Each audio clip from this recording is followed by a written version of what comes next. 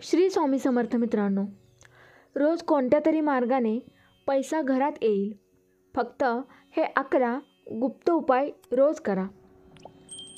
1. कापूर घरात अजिबात जाळू नका. 2.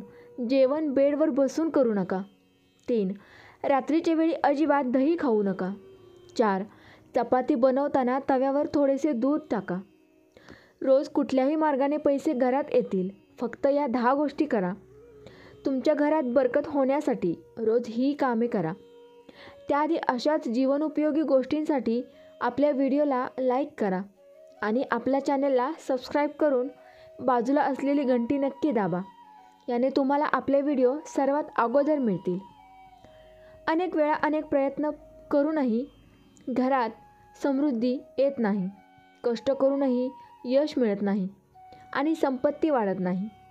ज्योतिषशास्त्रानुसार अनेक वेळा घरात नकारात्मक शक्तीचा वास आणि देव आणि पूर्वजांचा आशीर्वाद नसल्यामुळे शारीरिक, मानसिक, आर्थिक आणि कौटुंबिक समस्यांना सामोरे जावे लागते. कामे पूर्ण होत नाहीत. अशा वेळी मानसिक ताणतणाव निर्माण होतो. अशा परिस्थितीत आपण इच्छित असल्यास या उपायांचा अवलंब करू शकता. वास्तुशास्त्रानुसार या उपायांचा अवलंब केल्याने व्यक्तीच्या घरात सकारात्मक ऊर्जेचा प्रभाव वाढतो. याने सुख, समृद्धी आणि ऐश्वर्य प्राप्त होते. देवाचा आशीर्वाद मिळवण्यासाठी रोज कोणत्या 10 गोष्टी केल्या पाहिजेत हे जाणून घेऊयात. पण त्याआधी तुम्हालाही माता लक्ष्मीचा आशीर्वाद हवा असेल तर व्हिडिओला एक लाईक करा, चॅनल सबस्क्राईब करा आणि कॉमेंट बॉक्समध्ये जय लक्ष्मी माता नक्की लिहा. नंबर 1. कोणत्याही शुभ कार्यात कापुराचे विशेष महत्त्व असते. असे मानले जाते की घरामध्ये कापूर जाळल्याने वास्तुदोषासह नकारात्मक ऊर्जा दूर होते. त्यामुळे आठवड्यातून एकदा तरी कापूर घरात अवश्य जाळावा. असे केल्याने सकारात्मक ऊर्जा निर्माण होते. निसर्गाचा नियम असा आहे की तुम्ही जे काही देत आहात ते तुम्हाला दुप्पट होऊन परत मिळते. संपत्ती आणि अन्नाला धरून राहिल्यास ते निश्चितच तेवढेच राहील. परोपकारातील सर्वात मोठे काम म्हणजे दान आहे. त्यामुळे अन्नदान करा. अन्नदान केल्याने घरातील अन्नाचे भांडार भरून राहते. नंबर 2. संध्याकाळची पूजा करताना मोहरीच्या तेलाचा दिवा लावा आणि त्यात 2 लवंगा जरूर टाका. जर तुम्हाला हवे असेल तर तुम्ही हा दिवा प्रवेशद्वाराच्या दोन्ही बाजूला किंवा एका बाजूला देखील लावू शकता. असे केल्याने तुम्हाला देवी देवतांचा आशीर्वाद मिळतो, ज्यामुळे घरात बरकत येते. नंबर 3. जेव्हा तुम्ही घरी चपाती बनवता तेव्हा तवा गरम झाल्यावर त्यावर थोडेसे दुधाचे थेंब शिंपडा. असे केल्याने सर्व प्रकारच्या दोषांपासून मुक्ती मिळते. याचसोबत पहिली भाकरी गाईला खायला द्या. तसेच पिठाच्या गोळ्यांमध्ये तुम्ही गूळ घालू शकता व तो गोळा गाईला खायला देऊ शकता. पक्ष्यांना दररोज धान्य खाऊ घाला. हे देखील खूप चांगले समजले जाते. त्याच्यामुळे कुंडलीतील सर्व दोष दूर होतात, जीवनामध्ये प्रगती होते आणि सुख समृद्धी येते. नंबर 4.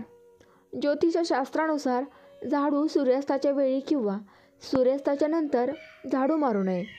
असे मानले जाते की असे केल्याने देवी लक्ष्मी घरातून बाहेर पडते व तिथे अलक्ष्मी वास करते. बरकत होत नाही. जेवणाचे ताट नेहमीच टेबलवर अथवा आपल्यासमोर असावे. खाण्याचे ताट कधीही एका हाताने धरू नका. असे केल्याने ते अन्न प्रेत योनीमध्ये जाते. जेवल्यानंतर ताटामध्ये हात धुवू नका. ताटात अन्न कधीही शिल्लक ठेवू नका. नंबर 5. जेवल्यानंतर अन्न, स्वयंपाक घरात ठेवावे. बेड किंवा टेबलवर कधीही ठेवू नये. रात्रीच्या वेळी घरात खरकटी भांडी ठेवू नका. जेवण्यापूर्वी देवाची प्रार्थना अवश्य करा. जेवताना बोलू नका, रागावू नका. रात्रीचे जेवण कुटुंबियांसह बसून करा. जेवताना विचित्र आवाज काढू नका. रात्रीच्या वेळी दही सेवन केल्यास लक्ष्मीचा अनादर होतो. नंबर 6. ज्यांना समृद्धी हवी आहे त्यांनी रात्रीच्या जेवणामध्ये दही सेवन करू नये. अन्न नेहमी पूर्वेकडे आणि उत्तरेकडे तोंड करूनच घ्यावे. शक्य असल्यास स्वयंपाकघरात बसून अन्न घ्यावे. त्यामुळे राहूला शांती मिळते. सकाळी चूळ भरल्याशिवाय पाणी किंवा चहा पिऊ नये. गाय, ब्राह्मण किंवा अग्नीला उष्ट्या हाताने किंवा पायाने स्पर्श करू नका. ब्रह्ममुहूर्त किंवा संध्याकाळच्या वेळी कधीही झाडू मारू नये. नंबर 7. झाडू अशा ठिकाणी ठेवा जिथे कुठल्याही पाहुण्याला तो सहज दिसणार नाही. बेडच्या खाली झाडू ठेवू नका. घर स्वच्छ आणि सुंदर ठेवा. घराचे 4ही कोपरे स्वच्छ असावेत. विशेषतः ईशान्य कोपरा नेहमी स्वच्छ ठेवावा. करिअरमधील स्थिरतेसाठी दक्षिण आणि पश्चिम दिशा रिकामी ठेवणे शुभ नाही, म्हणून दिशा रिकामी ठेवू नये. घरामध्ये काळा, जांभळा आणि व्हायलेट रंग नाही, म्हणून दिशा रिकामी ठेवू नये. नंबर 8. घरामध्ये काळा, जांभळा रंग वापरू नका.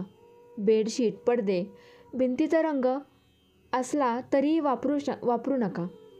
घरातील पायऱ्या पूर्वेकडून पश्चिमेकडे, उत्तरेकडून दक्षिणेकडे असाव्यात. ईशान्य दिशेला कधीही जिना करू नका.